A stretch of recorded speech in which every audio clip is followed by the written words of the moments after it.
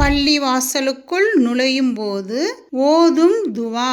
பள்ளிவாசலுக்குள் நுழையும் போது நபிகள் நாயகம் ஸல்லல்லாஹு அலைஹி வஸல்லம் அவர்கள் மீது ஸலவாத்து கூறி வலது காலை முன்வைத்து கீழ்க்கண்ட துவாவை ஓதவும்.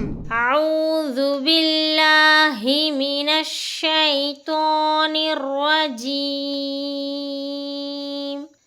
பிஸ்மில்லாஹிர் ரஹ்மானிர் ரஹீம்.